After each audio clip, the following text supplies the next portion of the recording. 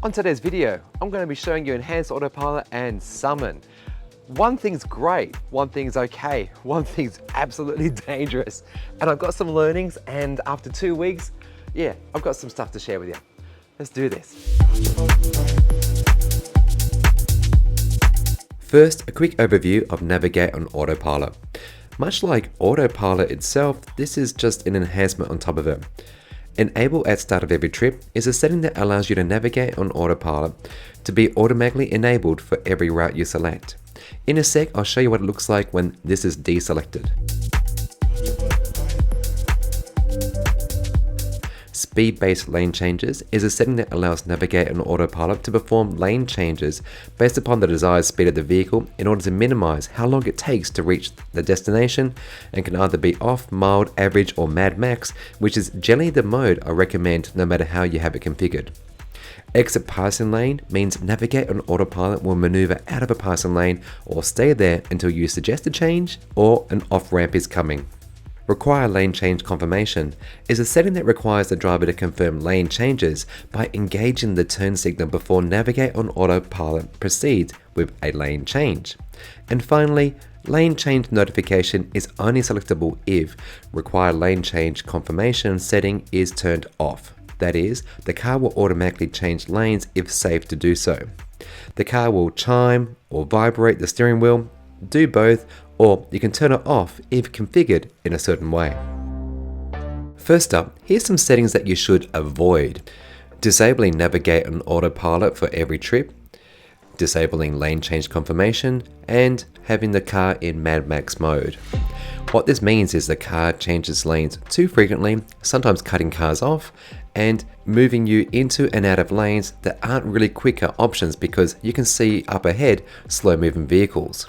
But the car will move you back to the slow lane anyway, only for you to catch up to it, then the car will move out again, already having slowed you down.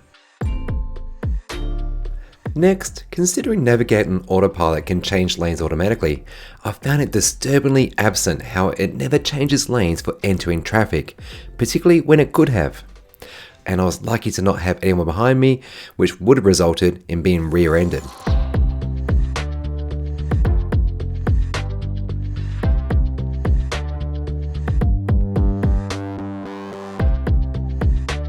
A software feature or glitch, you decide, is where an on-ramp has two lanes that merge into one, followed by a merge onto the freeway proper.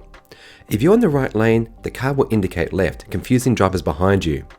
In Australia, this is confusing behaviour as it suggests you're going to be pulling over to the emergency stop lane, which of course you're not. Despite all these issues, I have found a happy-ish medium by using these settings. Enable Navigate on Autopilot for every trip, require lane confirmation and Mad Max mode on. These give you the best features whereby you plan and dictate your lane changes based upon surrounding traffic, particularly for slow moving vehicles up ahead or fast moving ones coming from behind. The next feature of Enhanced Autopilot software suite is Auto Park. It helps you park your Tesla, controlling acceleration, braking, and steering. To use Auto Park, the vehicle must be driven at a low speed, below 13 km per hour for perpendicular parking, and below 21 km per hour for parallel parking. And the parking space must meet certain requirements. For perpendicular, the parking space must be at least 2.2 meters wide and have 3 visible lines, such as parking lines or road markings.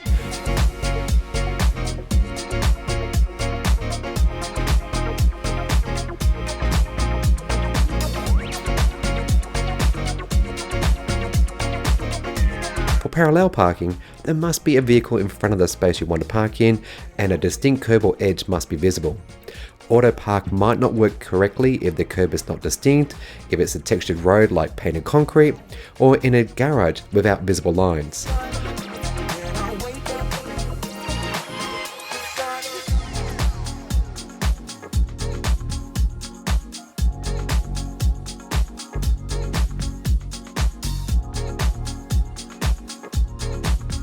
This worked really well for both situations and was way faster, like minutes faster, than Kia's EV6.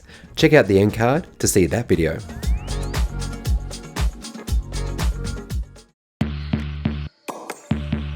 Next up, Smart Summon. This feature allows you to autonomously bring your Tesla to you on private roads. Think car parks. It can be used to move your Tesla out of a tight parking space, around objects, and stop as necessary. Thankfully, it's limited to 65-meter radius, and I highly recommend keeping your car within visual sight at all times, as you're about to see why.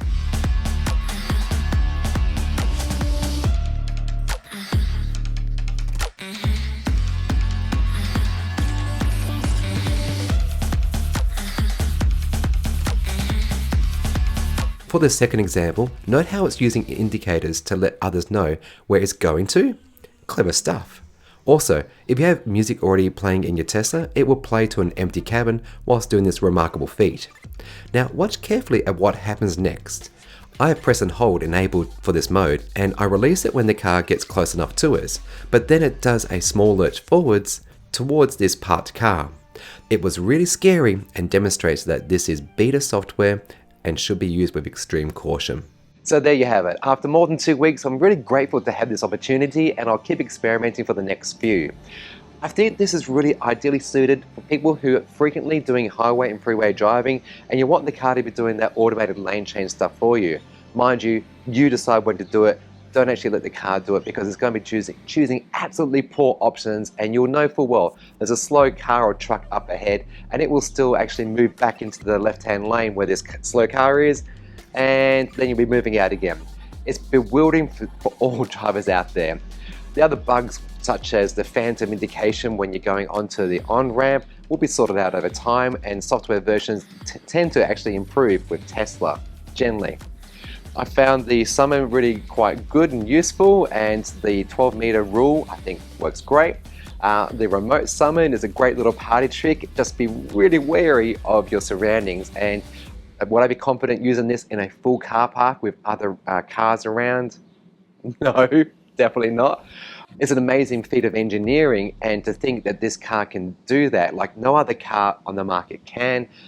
Yes, it's very much a danger to potentially yourself, as you saw in my video, or to other users, because unless you've got absolute direct line of sight and you're keeping a very close eye on it, you could do some damage or injury to someone. So yeah, just not quite there yet, folks.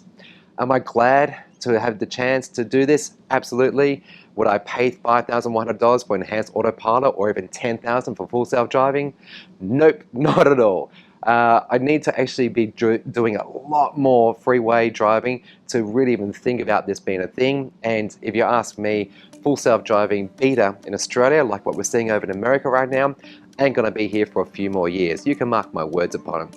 So if you change your cars every 2 to 3 years, don't waste your money. Just wait until they actually deploy it, then actually do the software upgrade. Remembering, it stays with your car, it doesn't actually stay with you as the owner. Okay, if you've enjoyed this video, please do consider giving me a subscribe. If you want to see behind the scenes content, news and polls and stuff you don't get here on YouTube, consider supporting the channel on Patreon or as a YouTube member, where you get all this and a lot more. Don't forget to look down below for your link to save some money to go to Fully Charged Live in Sydney in March, and I'll be there. Hope to see you there, and otherwise, you be good and you be green.